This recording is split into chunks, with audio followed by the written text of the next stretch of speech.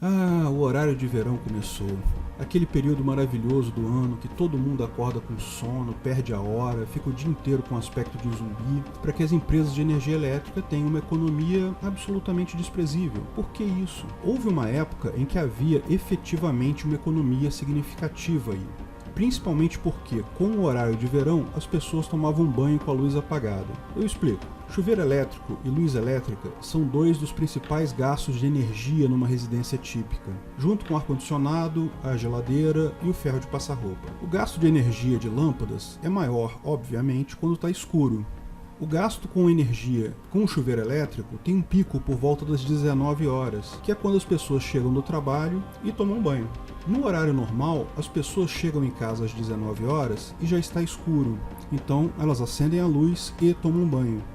Esses dois fatores se somam, gerando um pico grande na demanda. Não existe tecnologia adequada para se armazenar energia elétrica. Então, as usinas geradoras de energia precisam ser dimensionadas com capacidade para atender esse pico de demanda de energia. O horário de verão garante que, ao chegar em casa, ainda vai estar claro. Você vai continuar tendo o pico de consumo do chuveiro elétrico, mas as luzes você só vai acender depois. A quantidade de energia gasta continua basicamente a mesma, mas o pico de energia agora diminuiu. Se você consegue diminuir esse pico, mesmo que a quantidade de energia total continue a mesma, isso implica sim em grande redução de custos, porque você requer menos capacidade total instalada para atender essa demanda. E isso foi verdade por muito tempo. Só que a tecnologia e a cultura mudaram. Hoje temos lâmpadas fluorescentes que gastam uma fração da energia gasta com as antigas lâmpadas incandescentes. Agora, o pico do chuveiro com a luz elétrica não é mais tão significativo. Além disso, o ar-condicionado popularizou-se no Brasil. O que é esperado nesse clima infernal que vivemos? O horário de verão acaba aumentando o gasto com ar-condicionado residencial, porque as pessoas chegam em casa ainda com o dia claro, quente e ligam o ar-condicionado. O resultado disso é que a economia com o horário de verão já era decrescente há muito tempo, e hoje não há qualquer justificativa para se manter o horário de verão. Por que eles continuam fazendo isso? Só existe uma resposta possível. O governo é sadista. Não basta ele te explorar com impostos escorchantes e rir na sua cara com leis idiotas para arrecadar ainda mais dinheiro seu. Ele gosta de te fazer sofrer absolutamente pelo único propósito de te ver sofrendo. Ah, mas tem gente que gosta do horário de verão. Claro, todo mundo sabe que existem malucos masoquistas no mundo. Tem gente até que paga para ser chicoteado em masmorras sadomasoquistas. Tem gente que se orgulha de pagar imposto.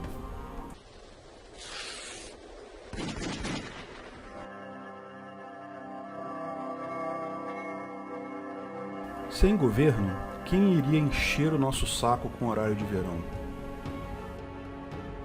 Bom, espera-se que ninguém. A pergunta parece boba, mas pensa bem.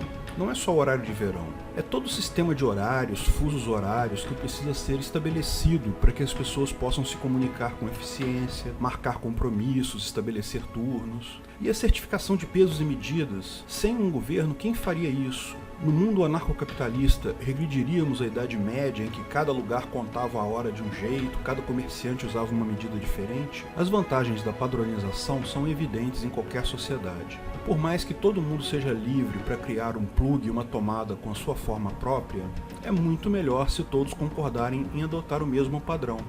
E a única forma de garantir que todos vão usar o mesmo padrão é um governo coercitivo obrigando a todos a fazer isso, certo? Errado, lógico. Me mostra aí quando foi que o governo obrigou todo mundo a usar o USB. No entanto, a indústria de informática seguiu o padrão simplesmente por ser o melhor para todos, com algumas poucas exceções de fabricantes que estão cagando para os seus consumidores. Todos adotam o padrão porque é o melhor para todas as partes. Não é preciso coação quando a solução é melhor para todos, basta a informação. Pode-se ver que a indústria da informática já surgiu com essa mentalidade. Quem cria os padrões? Há organizações abertas onde tais padrões são definidos, com processos tecnicamente adequados, consultas públicas prévias para garantir a adequação, gerando as RFCs.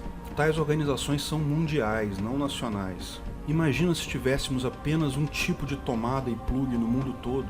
Lógico que governos jamais aceitariam isso, perderia a graça torturar seus escravos sadisticamente, com padrões nacionais que não servem em nenhum outro lugar do mundo. Numa sociedade de informação ampla, os padrões definidos são divulgados de forma aberta, e como é melhor interesse para todos, todos adotam. Ninguém precisa obrigar ninguém. Da mesma forma, é fácil imaginar que órgãos como a ABNT, que hoje já é fundeada majoritariamente pela iniciativa privada, continuaria existindo mesmo após o fim do governo, ganhando até mais atribuições, tais como definir uma norma para horários e fusos horários em determinada região. Ninguém seria obrigado a seguir suas deliberações, mas é o interesse de todos. Não há necessidade de implementação coercitiva, mas diferenças culturais podem ficar difíceis de conciliar, certo?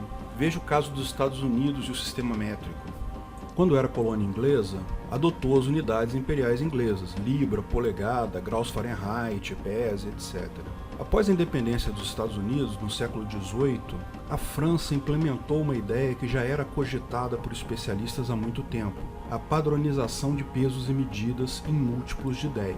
Naquela época, as medidas de peso e distância variavam de cidade para cidade. Haviam 12.000 unidades de peso só na França. Então, lógico, havia uma grande confusão no comércio. Mas não era só isso, as divisões eram irregulares. Um pé são 12 polegadas, uma jarda são 3 pés. Isso dificulta o cálculo. Além disso, existem diferentes unidades com o mesmo nome. Uma libra e uma libra troy são valores diferentes. Uma libra equivale a 16 onças, uma libra troy equivale a 12 onças troy, que também não é o mesmo que uma onça. Percebe a quantidade de problemas potenciais que podem surgir disso? A Academia Francesa de Ciência criou então um padrão de peso e medida e estabeleceu múltiplos de 10 para as divisões. O padrão do peso era grama, 10 gramas é um decagrama, 1000 gramas um quilograma, 1/10 de grama é um decigrama e assim por diante. Cada grandeza é dada em uma unidade base e suas subdivisões e múltiplos seguindo a lógica da base 10. Muito mais simples. Melhor ainda, um tratado internacional fez com que todos os países da Europa e, por consequência, suas colônias adotassem o mesmo modelo. Só os Estados Unidos ficaram de fora. Oficialmente, os Estados Unidos, Mianmar e Libéria. Mas esses outros dois, embora o sistema internacional não seja o oficial, ele é o mais usado hoje em dia. Essa situação que persiste no ZEUA é extremamente complicada e já gerou problemas até em projetos de satélite feitos em conjuntos com empresas americanas e europeias. Um satélite enviado para Marte em 1999 falhou e se perdeu, gerando milhões de prejuízo porque haviam cálculos feitos na unidade errada. Parece óbvio que a solução mais simples seria forçar os Estados Unidos a adotar o sistema de medidas internacional. Embora uma mudança nesse padrão pareça difícil nos Estados Unidos hoje em dia, em tese, se o governo federal americano quiser, ele pode forçar coercitivamente essa mudança. Sem um governo para forçar tal alteração, parece impossível que a população faça isso. Até porque o principal motivo pelo qual o governo não faz essa alteração é esse. Vários presidentes americanos no passado tentaram implementar tal mudança, mas a reação negativa foi tanta que abandonaram a ideia. Então, o Ancapistão estaria fadado a conviver com diferentes sistemas de medidas para todo sempre? Bom, assim como o Estadistão, me parece, não é? Mas é importante ressaltar alguns pontos. Embora o sistema americano seja diferente, ele se tornou uniforme e conversível. Houve uma época que haviam pés de 11 polegadas e meia e pés de 12 polegadas. Houve uma época que se discutia qual era a conversão correta entre polegadas e centímetros. Hoje não tem mais isso. Um pé é sempre 12 polegadas e a conversão é fixa e definida.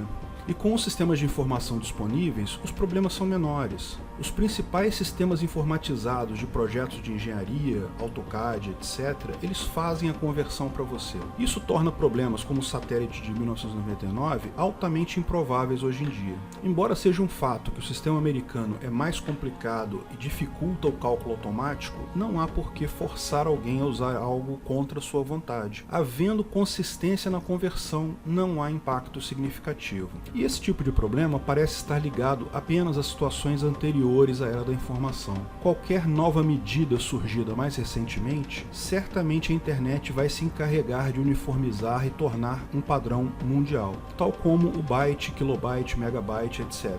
Se as tomadas elétricas tivessem sido inventadas hoje, certamente haveria um padrão único no mundo. E eu não acho improvável que um dia, talvez até bem próximo, o padrão USB passe a ser usado como tomada normal, apenas por ser um padrão uniforme mundialmente. A gente abandone a tomada tradicional e todos os aparelhos passem a usar a USB para carregar energia.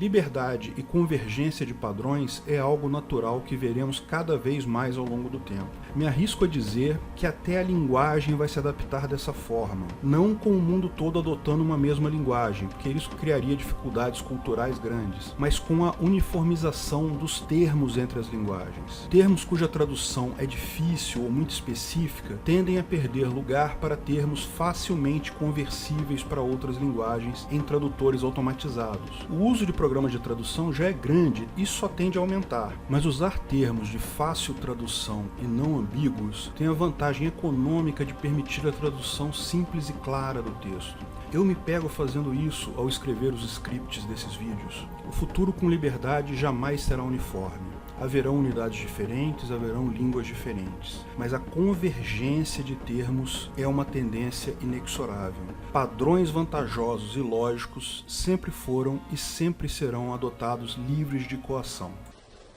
Se você gostou do vídeo, não esqueça de curtir e compartilhar. Clique no logo do canal para assinar e ser avisado de novos vídeos. Se quer saber mais sobre o assunto, veja um desses vídeos que selecionamos. Se quiser contribuir com o canal, ajudar na divulgação do anarcocapitalismo, veja na descrição de que formas você pode fazer isso.